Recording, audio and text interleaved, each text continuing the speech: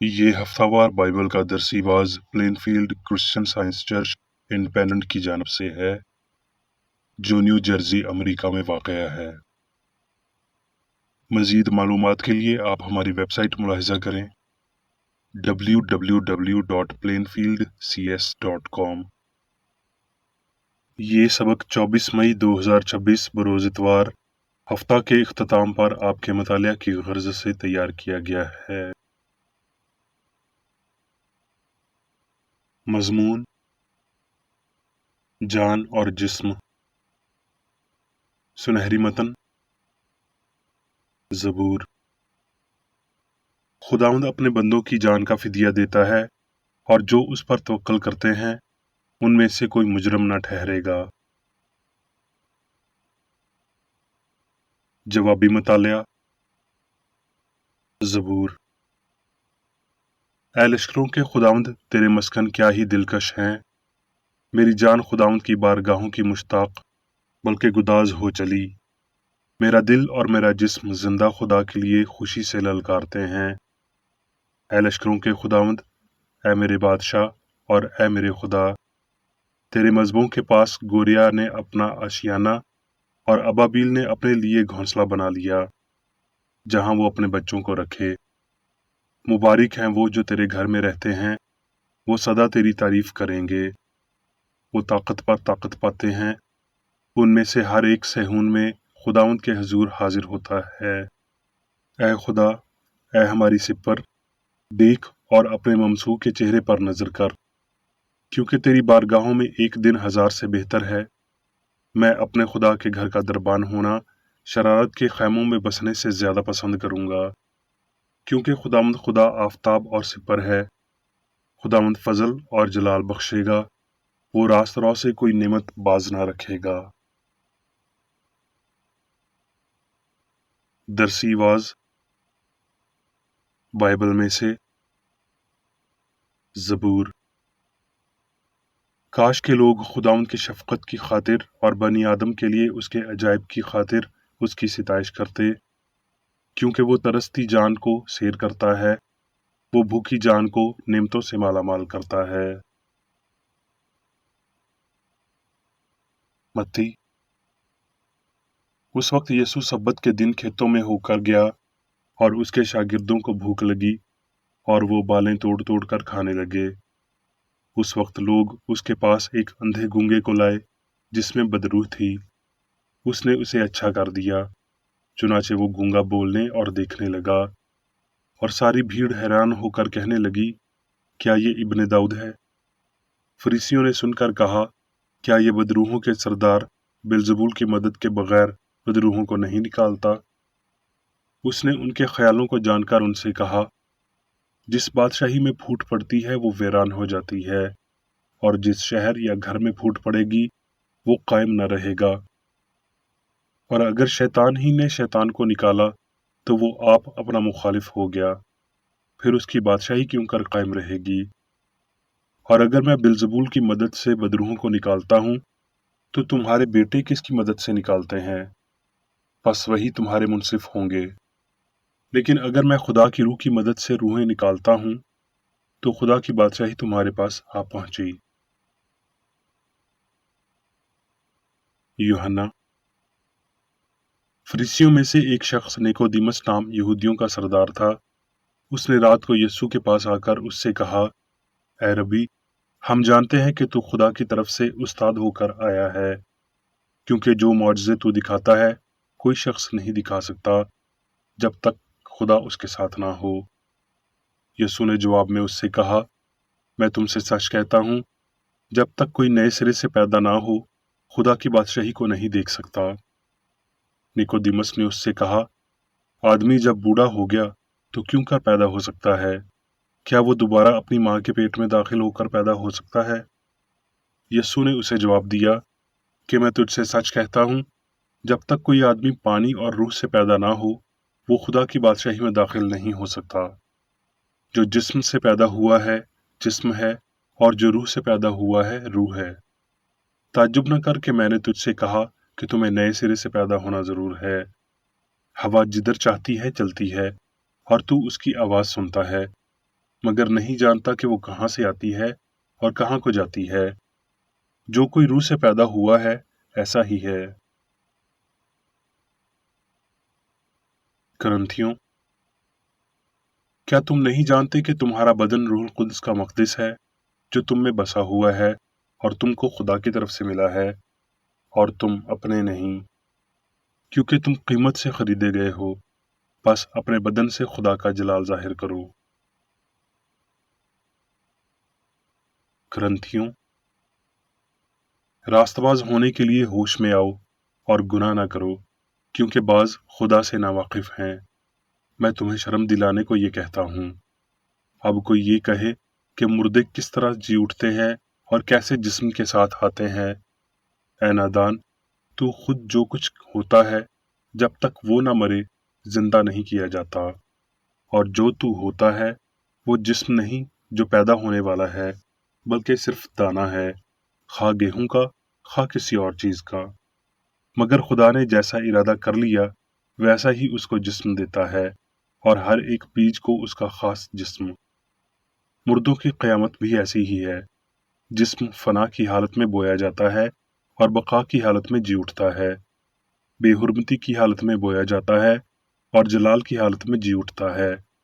کمزوری کی حالت میں بویا جاتا ہے اور قوت کی حالت میں جی اٹھتا ہے۔ نفسانی جسم بویا جاتا ہے اور روحانی جسم جی اٹھتا ہے۔ جب نفسانی جسم ہے تو روحانی جسم بھی ہے، اور جس طرح ہم اس خاکی کی صورت پر ہوئے اسی طرح اس آسمانی کی صورت پر بھی ہوں گے۔ اے بھائیو، میرا مطلب ہے کہ گوشت اور خون خدا کی بادشاہی کے وارث نہیں ہو سکتے، اور نہ فنا بقا کی وارث ہو سکتی ہے۔ دیکھو، میں تم سے بھید کی بات کہتا ہوں، ہم سب تو نہیں سوئیں گے مگر سب بدل جائیں گے، اور یہ ایک دم میں، ایک پل میں پچھلا نرسنگا پھونکتے ہی ہوگا، کیونکہ نرسنگا پھونکا جائے گا اور مردے غیر فانی حالت میں اٹھیں گے اور ہم بدل جائیں گے، کیونکہ ضرور ہے کہ یہ فانی جسم بقا کا جامہ پہنے اور یہ مرنے والا جسم حیات ابدی کا جامہ پہنے۔ اور جب یہ فانی جسم بقا کا جامہ پہن چکے گا اور یہ مرنے والا جسم حیات ابدی کا جامہ پہن چکے گا، تو وہ قول پورا ہوگا جو لکھا ہے کہ موت فتح کا لقمہ ہو گئی۔ کرنتھیوں، کیونکہ ہم جانتے ہیں کہ جب ہمارا خیمہ کا گھر جو زمین پر ہے گرایا جائے گا تو ہم کو خدا کی طرف سے آسمان پر ایک ایسی عمارت ملے گی جو ہاتھ کا بنا ہوا گھر نہیں بلکہ ابدی ہے۔ چنانچہ ہم اس میں کراہتے ہیں اور بڑی آرزو رکھتے ہیں کہ اپنے آسمانی گھر سے ملبس ہو جائیں، تاکہ ملبس ہونے کے باعث ننگے نہ پائے جائیں۔ کیونکہ ہم اس خیمہ میں رہ کر بوجھ کے مارے کراہتے ہیں، اس لیے نہیں کہ یہ لباس اتارنا چاہتے ہیں، بلکہ اس پر اور پہننا چاہتے ہیں، تاکہ وہ جو فانی ہے زندگی میں غرق ہو جائے۔ اور جس نے ہم کو اس بات کے لیے تیار کیا وہ خدا ہے، اور اسی نے ہمیں روح بیانہ میں دیا۔ بس ہمیشہ ہماری خاطر جمع رہتی ہے، اور یہ جانتے ہیں کہ جب تک ہم بدن کے وطن میں ہیں خداوند کے ہاتھ سے جلا وطن ہیں، کیونکہ ہم ایمان پر چلتے ہیں نہ کہ آنکھوں دیکھے پر۔ غرض ہماری خاطر جمع ہے، اور ہم کو بدن کے وطن سے جدا ہو کر خداوند کے وطن میں رہنا زیادہ منظور ہے۔ اسی واسطے ہم یہ حوصلہ رکھتے ہیں کہ وطن میں ہوں خواہ جلا وطن، اس کو خوش کریں۔ تسلنکیوں، خدا جو اطمینان کا چشمہ ہے آپ ہی تم کو بالکل پاک کرے، اور تمہاری روح اور جان اور بدن ہمارے خداوند یسوع مسیح کے آنے تک پورے پورے اور بے عیب محفوظ رہیں۔ اب میں میری بیکر ایڈی کی تحریر کردہ کرسچن سائنس کی درسی کتاب سائنس اور صحت آیات کی کنجی کے ساتھ میں سے لی گئی تحریریں پڑھوں گا۔ سائنس اور صحت۔ جان، روح، خدا، خالق، حکمران محدود شکل سے باہر لامحدود اصول کا مترادف لفظ ہے جو صرف عکس کی تشکیل کرتا ہے۔ سوال: بدن اور جان کیا ہیں؟ جواب: شناخت روح کا عکس ہے، وہ عکس جو الہی اصول یعنی محبت کی متعدد صورتوں میں پایا جاتا ہے۔ جان، مادہ، زندگی انسان کی ذہانت ہے جس کی انفرادیت ہوتی ہے لیکن مادے میں نہیں۔ جان روح سے کم تر کسی چیز کی عکاسی کبھی نہیں کر سکتی۔ انسان روح کا اظہار بھارتیوں نے بنیادی حقیقت کی چند جھلکیاں پکڑی ہیں جب انہوں نے ایک خوبصورت جھیل کو عظیم روح کی مسکراہٹ کا نام دیا۔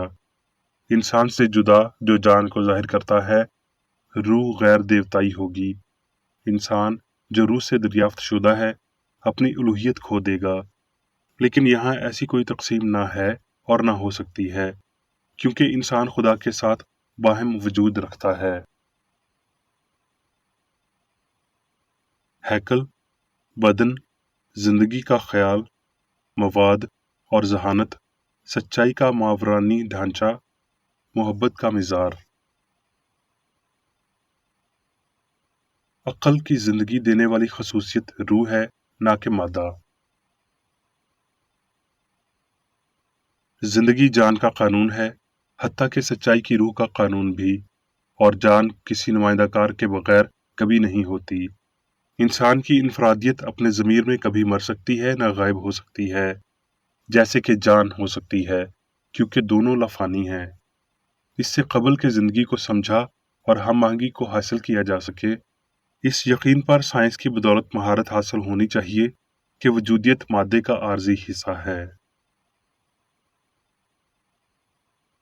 جان میں لامتناہی وسائل ہیں جن سے انسان کو برکت دینا ہوتی ہے اور خوشی مزید آسانی سے حاصل کی جاتی ہے اور ہمارے قبضہ میں مزید محفوظ رہے گی اگر جان میں تلاش کی جائے گی۔ صرف بلند لطف ہی لافانی انسان کے نقوش کو تسلی بخش بنا سکتے ہیں۔ ہم ذاتی فہم کی حدود میں خوشی کو محدود نہیں کر سکتے۔ حواس کوئی حقیقی لطف عطا نہیں کرتے۔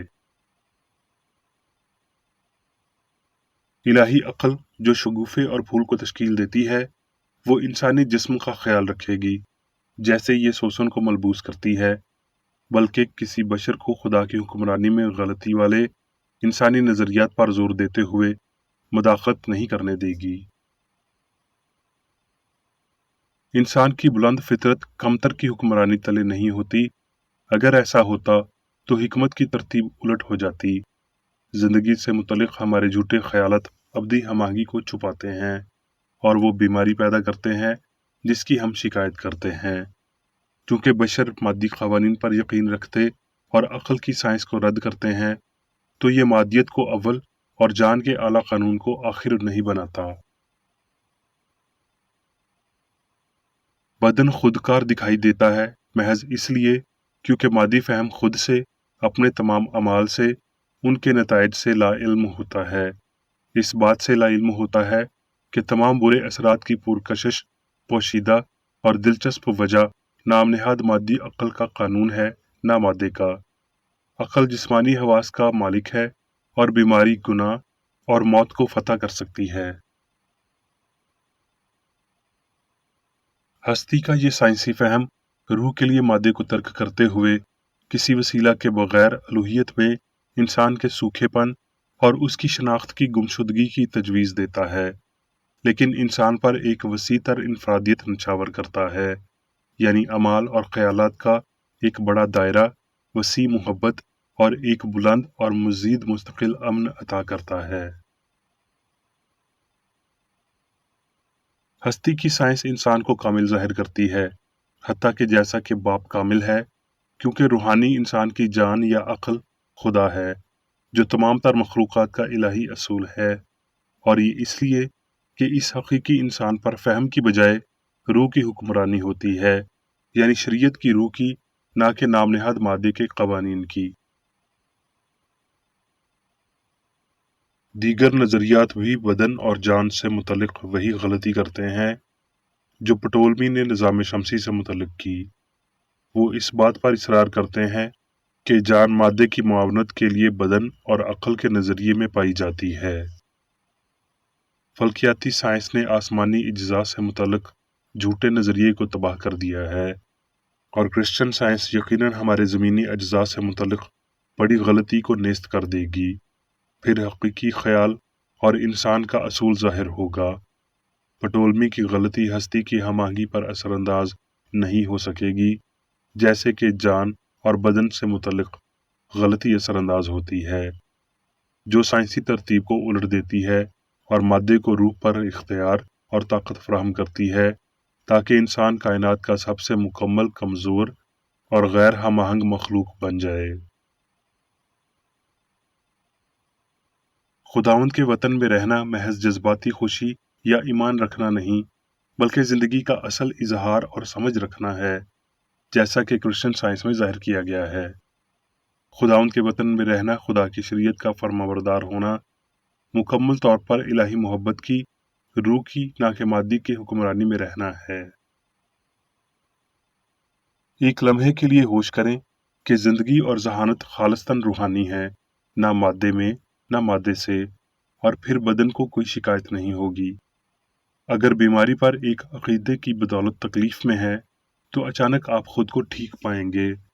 جب جسم پر روحانی زندگی، سچائی اور محبت کا پہرا ہوگا تو دکھ خوشی میں بدل جائیں گے۔ لہٰذا اس وعدے کی امید جو یسوع دلاتا ہے، جو مجھ پر ایمان رکھتا ہے یہ کام جو میں کرتا ہوں وہ بھی کرے گا، کیونکہ میں باپ کے پاس جاتا ہوں، کیونکہ انا بدن سے غائب ہو چکی اور اس میں سچائی اور محبت موجود ہوتی ہے۔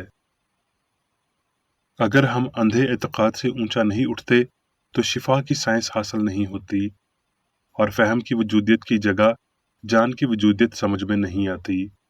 ہم الہی سائنس میں صرف تبھی زندگی حاصل کرتے ہیں جب ہم جسمانی فہم سے بلند زندگی گزارتے اور اسے درست کرتے ہیں۔ نیکی یا بدی کے دعووں کے لیے ہمارا متناسب اعتراف ہماری وجودیت کی ہم آہنگی، ہماری صحت، ہماری عمر کی درازی اور ہماری مسیحت کا تعین کرتا ہے۔ تو اپنے سارے دل، اپنی ساری جان اور اپنی ساری طاقت سے خداوند اپنے خدا سے محبت رکھ۔ اس حکم میں بہت کچھ شامل ہے، حتیٰ کہ محض مادی احساس، افسوس اور عبادت۔ یہ مسیحت کا ایلڈوراڈو ہے، اس میں زندگی کی سائنس شامل ہے، اور یہ روح پر الہی قابو کی شناخت کرتی جسم میں ہماری روح ہماری مالک بن جاتی ہے، اور مادی حس اور انسانی رضا کی کوئی جگہ نہیں رہتی۔ جب انسانیت اس سائنس کو سمجھتی ہے تو یہ انسان کے لیے زندگی کا قانون بن جائے گی، حتیٰ کہ جان کا بلند قانون جو ہم آہنگی اور لافانیت کے وسیلہ مادی فہم پر غالب آتا ہے۔ اب میں میری بیکر ایڈی کی جانب سے چرچ مینول میں دیے گئے روزانہ کے 3 فرائض پڑھوں گا۔ روزمرہ کی دعا۔ اس چرچ کے ہر رکن کا یہ فرض ہے کہ ہر روز یہ دعا کرے: تیری بادشاہی آئے، الہی حق، زندگی اور محبت کی سلطنت مجھ میں قائم ہو، اور سب گناہ مجھ سے خارج ہو جائیں، اور تیرا کلام سب انسانوں کی محبت کو وافر کرے اور ان پر حکومت کرے۔ مقاصد اور اعمال کا ایک اصول۔ نہ کوئی مخالفت، نہ ہی کوئی محض ذاتی وابستگی مادری چرچ کے کسی رکن کے مقاصد یا اعمال پر اثر انداز ہونے چاہیے۔ سائنس میں صرف الہی محبت حکومت کرتی ہے، اور ایک مسیحی سائنسدان گناہ کو رد کرنے سے حقیقی بھائی چارے، خیرات پسندی اور معافی سے محبت کی شیریں آسائشوں کی عکاسی کرتا ہے۔ اس چرچ کے تمام اراکین کو سب گناہوں سے، غلط قسم کی پیشن گوئیوں، منصفیوں، مذمتوں، اصلاحوں، غلط تاثرات کو لینے اور غلط متاثر ہونے سے آزاد رہنے کے لیے روزانہ خیال رکھنا چاہیے اور دعا کرنی چاہیے۔ فرض کے لیے چوکسی۔ اس چرچ کے ہر رکن کا یہ فرض ہے کہ وہ ہر روز جارحانہ ذہنی آرا کے خلاف خود کو تیار رکھے، اور خدا اور اپنے قائد اور انسانوں کے لیے اپنے فرائض کو نہ کبھی بھولے اور نہ کبھی نظر انداز کرے۔ اس کے کاموں کے باعث اس کا انصاف ہوگا، وہ بے قصور یا قصوروار ہوگا۔